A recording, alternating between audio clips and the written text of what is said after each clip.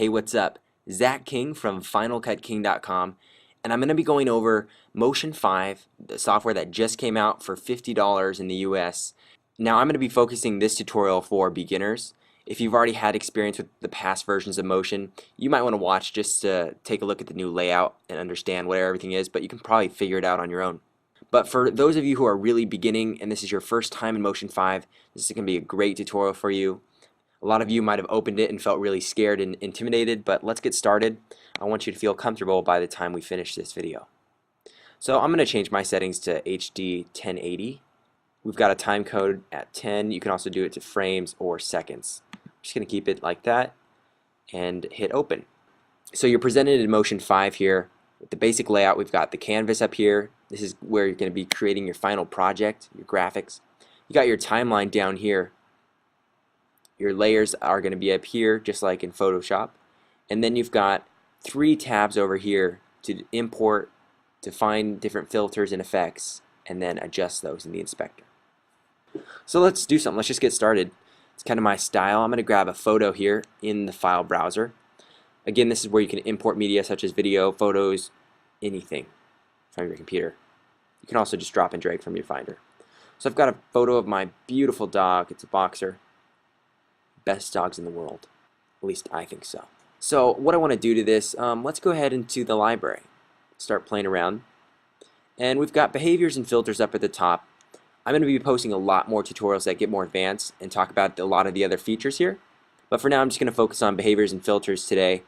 And I'm going to go to bad film. I'm going to grab this and put it on the photo.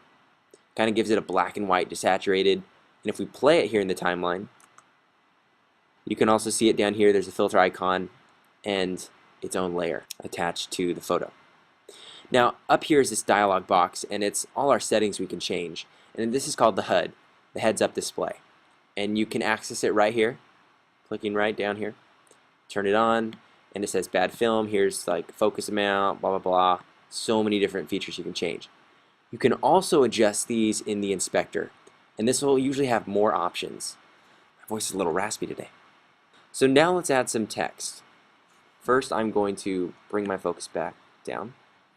I'm going to go ahead and hit shift while I hold down the edge of the photo so it stays in proportion. If I don't, it just gets screwed up like that.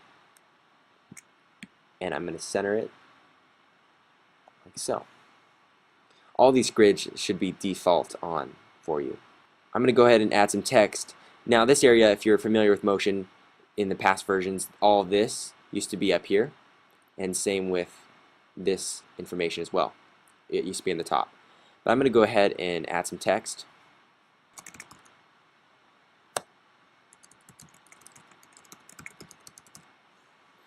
Hit escape to get out of the text editor and you're back into your arrow.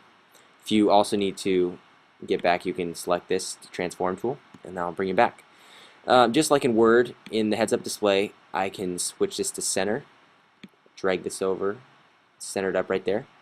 I can also edit individual things if I highlight. So if I want just the bottom to be edited, maybe I want to make this all caps. Well, instead of retyping it, go to the inspector, go to all caps under advanced formatting. Sweet. And that looks good. Actually, I want to select this again, and we're going to move the tracking just so it's pushed together a little bit more. Like that. Might be a little much, too much. But you get the idea. I also want to change the color of this Zach King. Let's make my name, go to here and grab part of the green. Sweet. I'm also going to raise that up a little bit. Cool. Escape. Sweet. So now let's maybe do some animation. Actually, I know what we can do. Let's add a behavior. We need to talk about that. So behaviors are a great way to have pre-keyframed filters applied. So I'm going to go to text sequences, and there's 6 more folders under here. Now I'm going to go to basic, and you can preview everything up here as well as the filters. I didn't say that earlier, but you can preview. And I'm going to go into like a blur in. There we go. So we previewed it. You can even pause it. That's cool.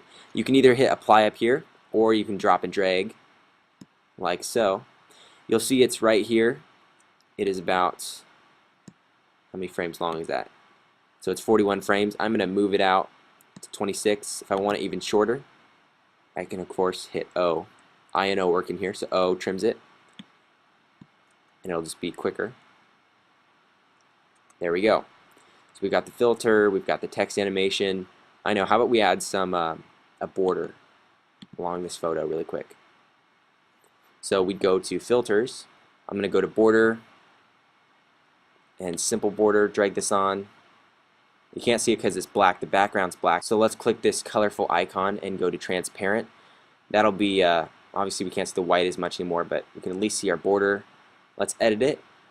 Let's go ahead in the inspector, select our border, and actually we can just do it all in the hood. Change our color. There's not much to adjust here. So let's just make it white. You don't have to have this transparency on, but it's nice if you want to.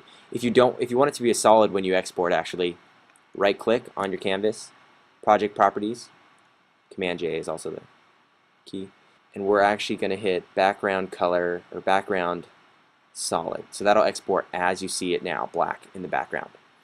So let's do something cool now. Let's do some camera work. We can add a camera here. It's going to ask if I want to switch to 3D or keep as 2D. Well, if you want to move in 3D space, go ahead and switch to 3D, like I do. Look at the heads-up display now. You've got these different icons. These are all 3D icons. This one's going to move us forward in Z space or backwards. This one's going to move us up, down, right, or left. And this one's going to do a combination of both, which I don't use that one much at all. And then we've got the rotate. So undo. You can also access these up here. And if you hold down shift for all these, by the way, it goes twice as fast, or I don't know how much faster, but it moves a lot faster. So let's go ahead and center ourselves up. I hit shift Z right there to get us centered. And by the way, that's a tip. You want to do that right in the beginning. Obviously, see how small my project really is now. But okay, I'm going to zoom it in to fix that.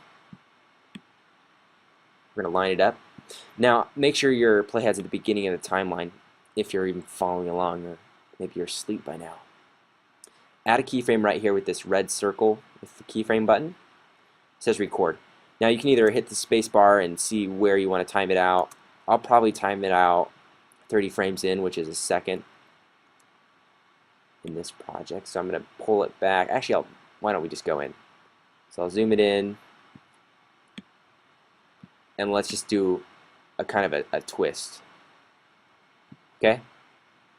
So now it's already recorded. You could turn it off or just leave it, but if you make a change now, it'll adjust. So there's the animation. So it's not the sexiest animation, I'll admit, but it is a picture of my dog, and that makes up for it. Let's add a light.